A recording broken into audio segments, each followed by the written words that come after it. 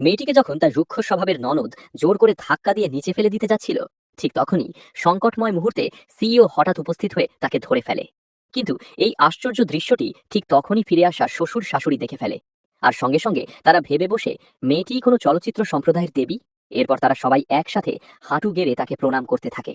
এই ঘটনায় মেয়েটি পুরোপুরি হতবাক হয়ে যায়। আসলে তাকে ছাড়া আর কেউই সেই সিইওর অস্তিত্ব দেখতে পাচ্ছিল না। আর এমন অদ্ভুত ঘটনা ঘটার কারণ হলো, 1 সপ্তাহ আগে সিইও সবার মাঝে লাল খাম টাকা দিচ্ছিল। তখন অসাবধানতাবশত সিঁড়ি থেকে পড়ে গিয়ে কোমায় চলে যায়। আর সেই সময় থেকেই সিইওর আত্মা এমন একজন ভাগ্যবান মানুষকে খুঁজছিল যে এই লাল খাম দেখতে পারে। আর সেই মেয়েটিই ছিল। সেই ভাগ্যবতী মেয়েটিকে এই অবিশ্বাস্য বিষয়টি বিশ্বাস করানোর জন্য সিইও সঙ্গে সঙ্গে তার বাগদত্তার প্রতারণার কথা বলে ফেলে। কিন্তু মেয়েটি তাতেও একদম বিশ্বাস করেনি। অসহায় হয়ে সিইও তাকে সত্য দেখানোর জন্য বাড়িতে নিয়ে যায়। কিন্তু দরজা খুলতেই তারা অবাক হয়ে যায়। মেয়েটি এমন একটি দৃশ্য দেখে ফেলে যা তাকে ভীষণ রাগে ফেটে পড়তে বাধ্য করে।